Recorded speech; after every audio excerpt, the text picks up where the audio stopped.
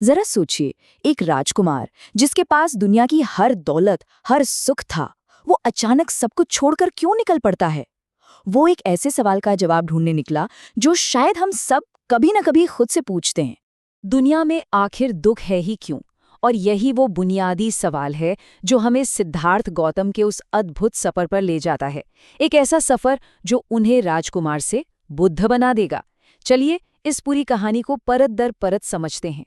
तो आज हम देखेंगे कि सिद्धार्थ बुद्ध कैसे बने, उनकी मूल शिक्षाएं क्या थीं, कैसे ये धर्म पूरी दुनिया में फैला और अपनी ही जन्मभूमि भारत में इसका पतन और फिर पुनरुत्थान कैसे हुआ। तो चलिए समय में पीछे चलते हैं। लगभग 563 ईसा पूर्व लुम्बिनी में राजकुमार सिद्धार्थ का जन्म हुआ। उनका जीवन आप सोचिए महल की चार दीवारी में गुजरा, बाहरी दुनिया के हर दुख और तकलीफ से पूरी तरह अनजान। लेकिन एक दिन जब वो महल से बाहर निकले तो उनकी जिंदगी हमेशा हमेशा के लिए बदल गई। उन्होंने जीवन की उन सच्चाइयों को पहली बार देखा जिन्हें महल की दीवारें उनसे छिपाए हुई थीं। एक बूढ़ा कमजोर व्यक्ति, एक बीमार इंसान और एक मृत शरीर। इन नज़ारों ने उन्हें अंदर तक झकझोर दिया।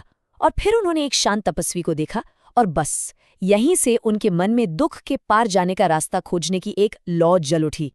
और फिर 29 साल की उम्र में एक रात उन्होंने अपना राजपाट, अपना परिवार, अपनी आरामदायक जिंदगी सब कुछ पीछे छोड़ दिया। इतिहास में इस महान त्याग को महाभिनिष्क्रमण कहा गया।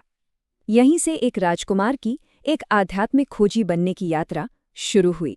सच की तलाश में उन्होंने शुरुआत में बहुत कठोर तपस्या की, अपने शरीर को हर तरह का कष्ट दिया। लेकिन उन्हें जल्द ही समझ आ गया कि खुद को तकलीफ देने से ज्ञान नहीं मिलेगा और ना ही सिर्फ दुनिया के भोग विलास में डूबने से। असली रास्ता वो तो इन दोनों के बीच में है, जिसे उन्होंने कहा मध्यम मार्ग। और इसी मध्यम मार्ग पर चलकर बोध गया में एक पीपल के पेड़ के नीचे उन्हें ज्ञान प्राप्त हुआ। उसी दिन से सिद्धार्थ बुद्ध कहलाए, यानी वो जिसे सत्य का बोध हो गया हो।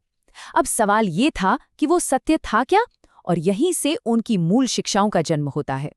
बुद्ध की पूरी फिलॉसफी की नींव इन 4 आर्य सत्यों पर टिकी है, जो उन्होंने सारनाथ में अपने पहले उपदेश में दिए थे। पहला, ये मानना होगा कि जीवन में दुख है।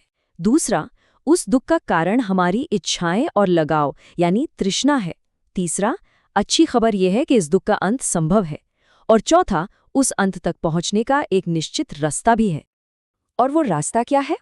वो रास्ता है ये अष्टांगिक मार्ग।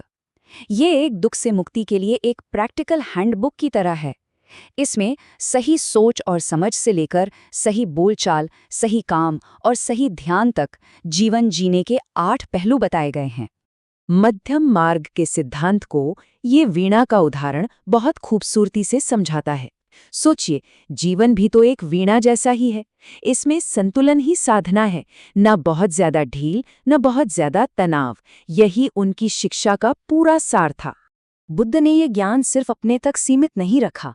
उन्होंने संघ की स्थापना की, भिक्षुओं का एक समुदाय जो उनके संदेश को दूर दूर तक ले गया। उनकी शिक्षाएं भारत से निकलकर देखते ही देखते पूरे एशिया में एक बड़े आंदोलन की तरफ फैल गईं। लेकिन देखिए, जैसे जैसे समय बीतता है और विचार फैलते हैं, उनकी व्याख्या को लेकर मतभेद भी सामने आते हैं। यहीं से बौद्ध धर्म की 2 मुख्य शाखाएं बनी। एक थी हीनयान, जो व्यक्तिगत निर्वाण पर जोर देती थी और बुद्ध को एक महान शिक्षक मानती थी, और दूसरी थी महायान, जिसका लक्ष्य था सभी प्राणियों की मुक्ति और जिसमें बुद्ध को एक दिव्य स्वरूप दिया गया। आगे चलकर महायान से ही एक तीसरी शाखा भी विकसित हुई, वज्रयान, जिसे तांत्रिक बौद्ध धर्म भी कहते हैं। इसमें ज्ञान तक तेजी से पहुंचने के लिए मंत्रों, मुद्राओं और ध्यान की खास तकनीकों का इस्तेमाल किया जाता है। ये शाखा खास तौर पर तिब्बत, भूटान और जापान जैसे क्षेत्रों में काफी फैली। बुद्ध के महापरिनिर्वाण के बाद सबसे बड़ी चुनौती थी उनकी शिक्षाओं को उनके असली और शुद्ध रूप में कैसे सहेजा जाए। इसी जरूरत को पूरा करने के लिए समय समय पर बौद्ध परिषदों यानी कि बड़ी बड़ी सभाओं का आयोजन किया गया।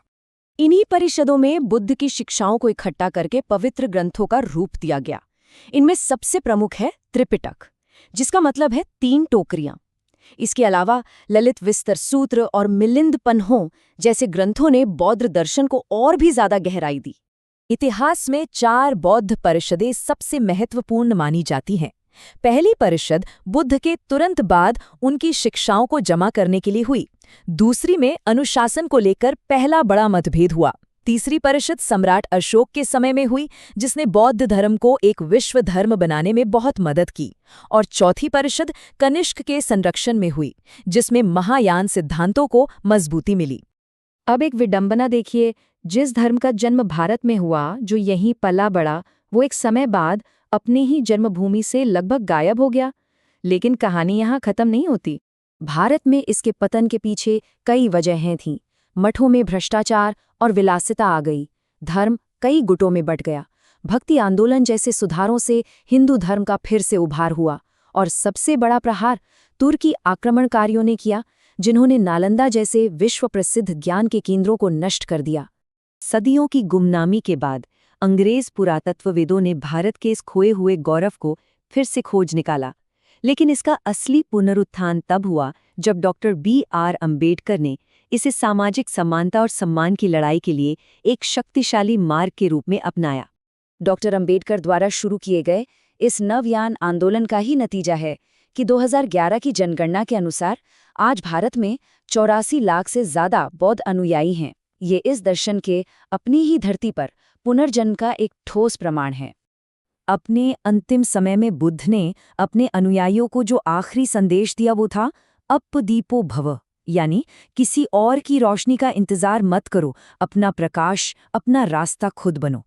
ये आत्मज्ञान और आत्मनिर्भरता का कितना अद्भुत संदेश है।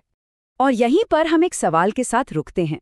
आज की इस भागदौड़ और तनाव से भरी दुनिया में क्या बुद्ध का 2500 साल पुराना ये दर्शन, करुणा, संतुलन और आत्म जागरूकता का संदेश हमें कोई रास्ता दिखा सकता है? ये सोचने वाली बात है।